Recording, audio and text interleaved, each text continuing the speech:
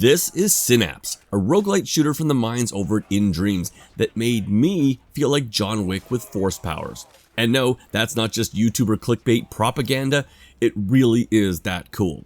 A PSVR 2 exclusive, Synapse is uniquely designed to take full advantage of the PSVR 2's eye tracking capabilities and DualSense controllers. This is a VR game that could currently only be possible on the PSVR 2 headset, and I'm calling this must-own VR for anyone who loves shooters and roguelike game loops. So stick around, and I'll tell you why.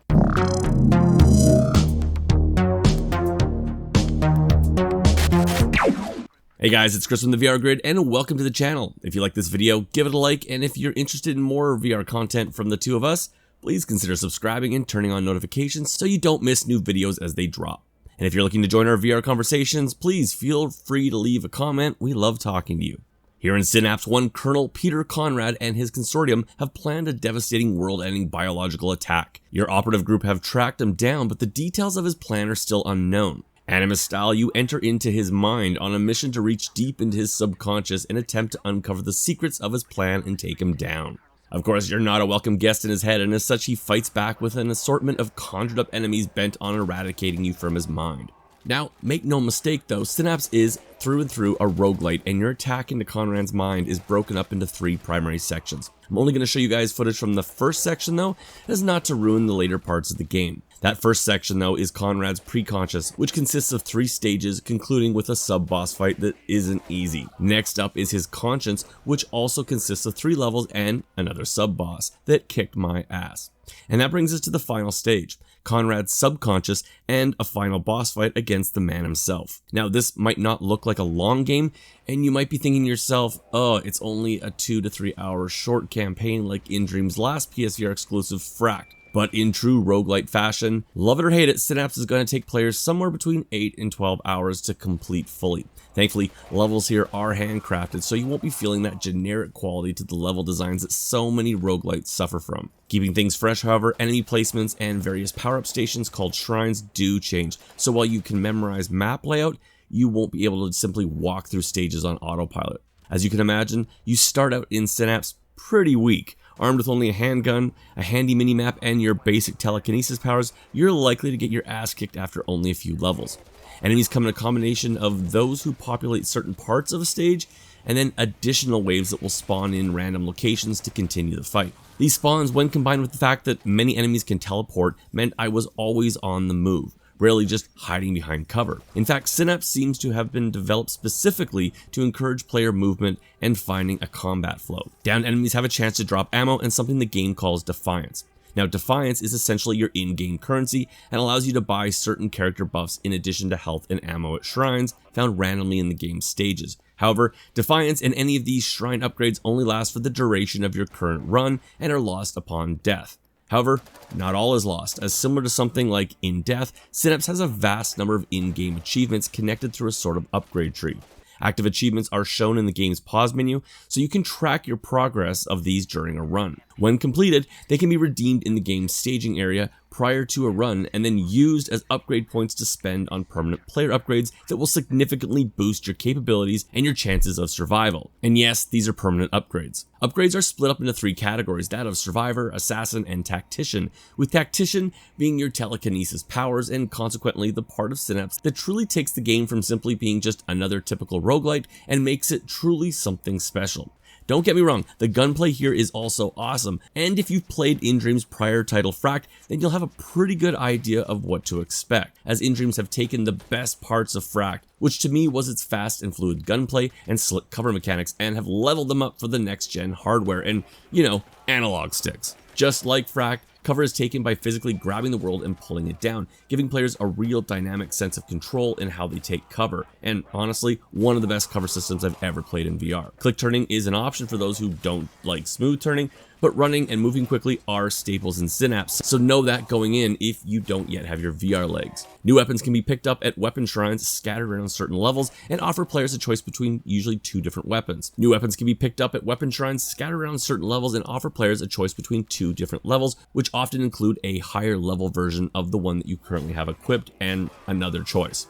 Weapons on offer besides the standard starting pistol consist of a submachine gun, shotgun, and grenade launcher, all of which must first be unlocked in the assassin upgrade tree before they'll even appear in the game world. All of these guns feel awesome in their own right, and I especially like the reload mechanic that can be done by slamming in the mag with either your hand, your body, or even the environment. In addition, each weapon lends themselves to a different type of attack style and allows players to attack the game the way they want. For example, the shotgun, as you would expect, is powerful up close but weak at range, meaning players must engage in some close quarters combat and often rely more heavily on their telekinesis powers to bridge those distances, while the handgun can be used more at range, favoring those who want to rely more on simple gunplay. Similarly, the submachine gun is a shooter's paradise but burns through precious ammo, whereas the grenade launcher can be devastating with its area of damage but can be lethal to players as well when shooting in close quarters, again making telekinesis a must. Like I said, the gunplay here is awesome. Ammo matters here and can't be wasted. Weapons feel powerful, balanced, and often gave me some strong John Wick vibes as I powered through levels dropping enemies like a boss. However, your telekinesis powers, especially once they're leveled up somewhat, essentially make you feel like John Wick with Jedi Force powers.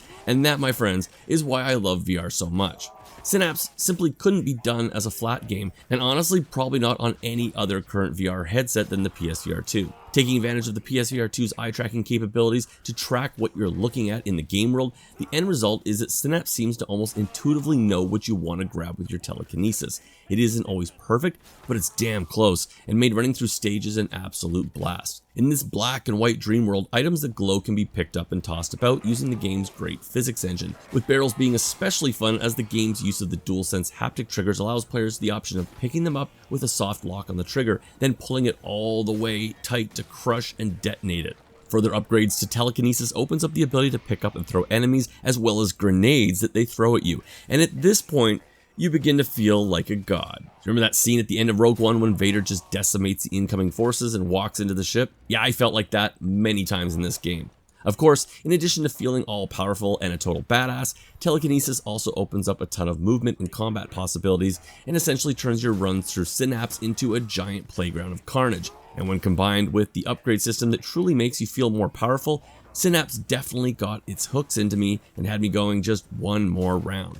Now, visually Synapse is a beautiful game, though I will admit that I do think that the chosen black and white art style can make the game's stages feel a little basic at times, especially when contrasted between the game's opening moments that are in full color in the real world. That being said, as I acclimated to the game's art style, I began to appreciate the level of detail that was present and the way in which the game uses color. Running on Unreal Engine 5, Synapse uses ray tracing techniques to fill the world with some amazing lighting and reflections, and does so with an almost endless draw distance and razor-sharp resolution in the headset. Now yes, unfortunately, the game does use reprojection here, but while it's noticeable if you're looking for it, the black and white nature of the game makes it much less noticeable than other titles using it.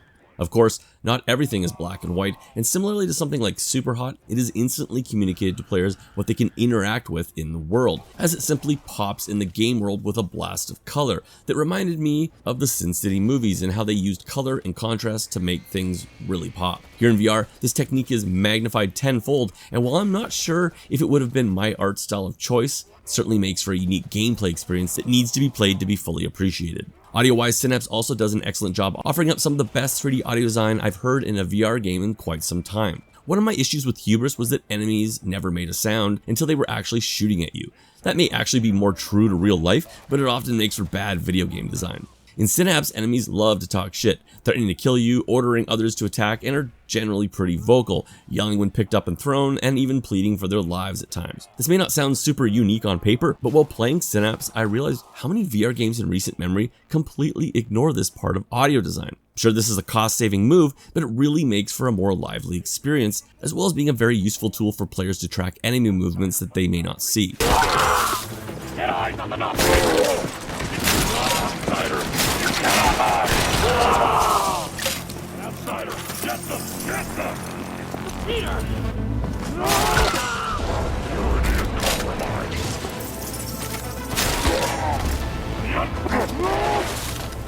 Bruder, open! I am this before.